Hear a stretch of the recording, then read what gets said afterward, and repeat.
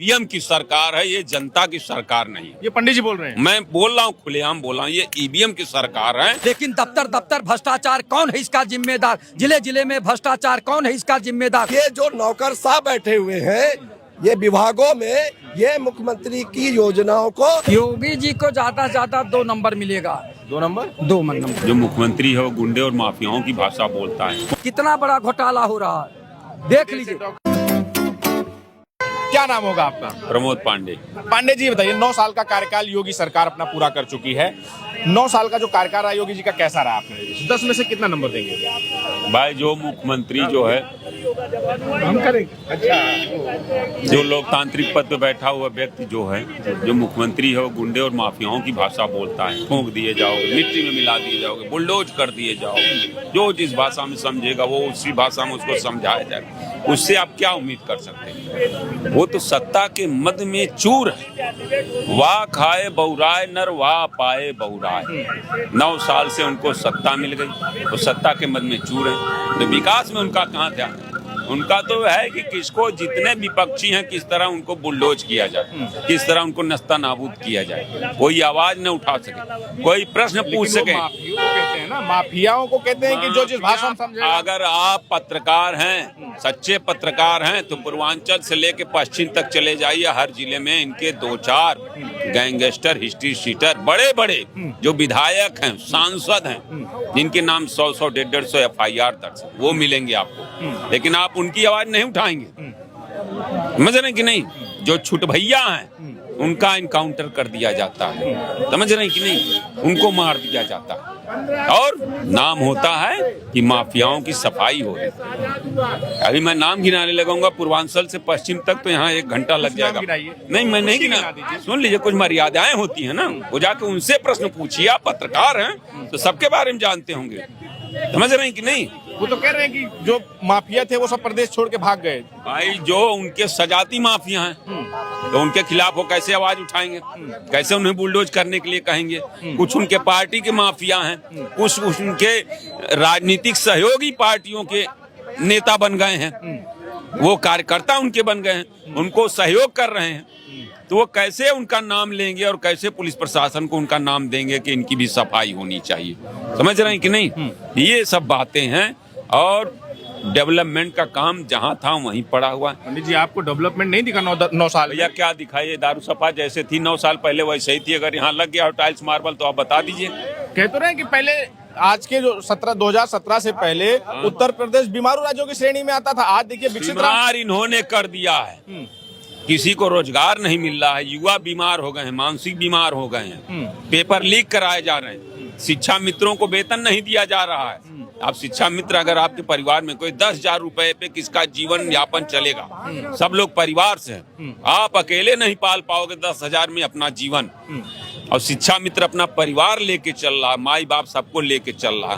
10,000 के वेतन में उनको जो है परिवार लेके चलना पड़ रहा। किस तरह से चले? रोजगारों को, संविदा पे जो लोग हैं 8-10,000 पे कार्य कर रहे हैं। मास्टरी में, शिक्षक भर्ती में 69,000 को निकाल दिया गया और शिक्षक भर्ती 5-6 साल से निकली नहीं, जगह नहीं निकली है। BTC, DLED, B.Ed करके बच्चे इंतजार कर रहे हैं कि कब जगह निकले, हम पेपर भरें। जो परीक्षा हो भी रही उसका पेपर लीक करा दिया जाए आपको।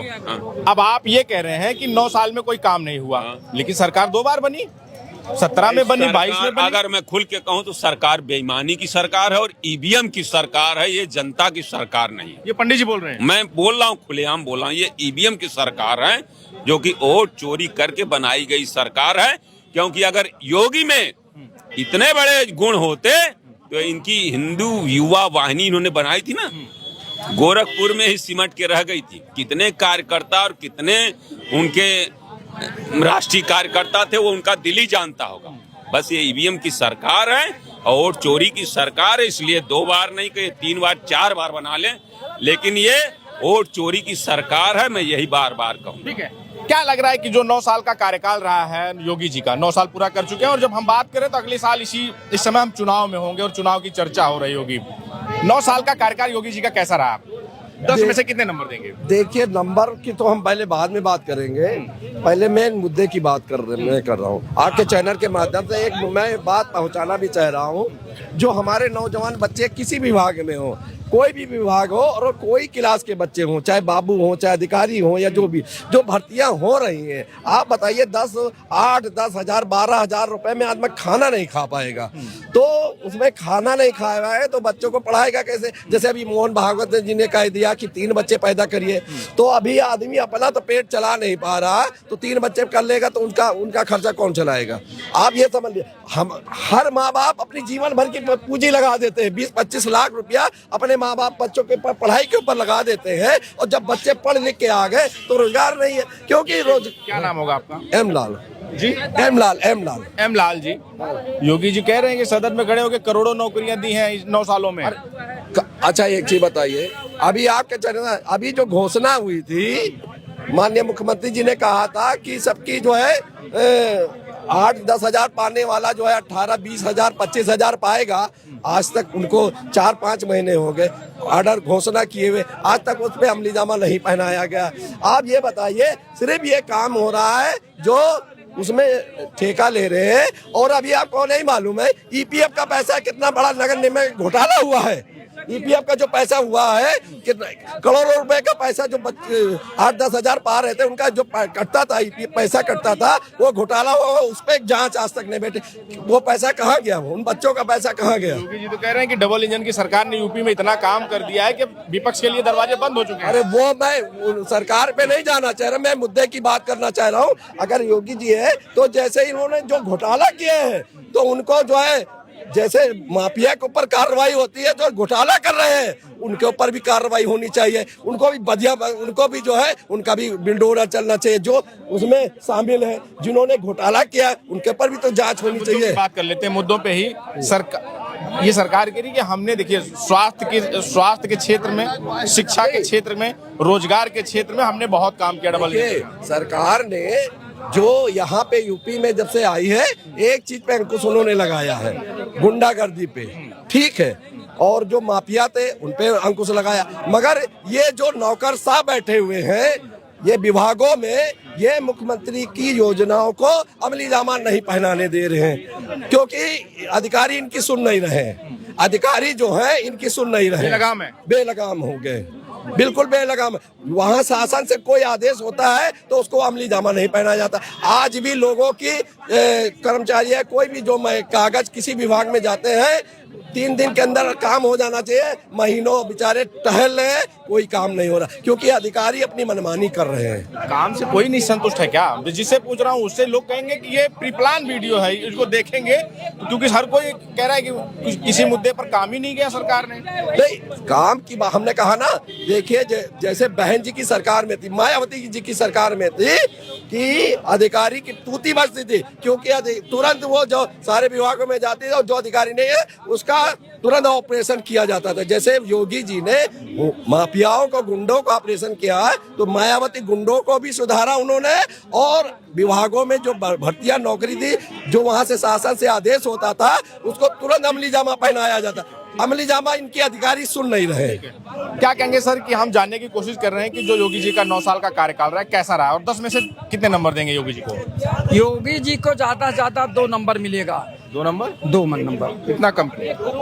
माननीय योगी आदित्यनाथ जी जब से आए हैं, मुख्यमंत्री बने हैं, प्रदेश में अराजकता फैल गई है, भ्रष्टाचार चरम पर है, महंगाई चरम पर है, बेरोजगारी चरम पर है, और किसानों का जो है हालत बहुत खराब है। उनको समय से न खाद मिलता है, न पानी मिलता है नहरों से, तो अब जनता ऊब गई है। और इनकी सरकार ने कोई ऐसा काम नहीं किया, कोई कल कारखाना नहीं लगाया, कोई विश्व लेवल का विश्वविद्यालय नहीं बनाया, विश्व लेवल का कोई अस्पताल नहीं बनाया, और जीरो टॉलरेंस माननीय मुख्यमंत्री जी रोज करते हैं, लेकिन दफ्तर भ्रष्टाचार कौन है इसका जिम्मेदार? जिले जिले में भ्रष्टाचार कौन है इसका जिम्मेदार? माननीय मुख्यमंत्री योगी आदित्यनाथ जी क्यों नहीं इसका जवाब देते हैं? आपको बता दे, तहसील में जाइए तो लेखपाल से लेकर एसडीएम तक भ्रष्टाचार में लिप्त है, थाने में जाइए तो सिपाही से लेकर थानेदार तक भ्रष्टाचार में लिप्त है, ब्लॉक पे जाइए तो खंड विकास अधिकारी से के ग्राम पंचायत अधिकारी तक भ्रष्टाचार में लिप्त है।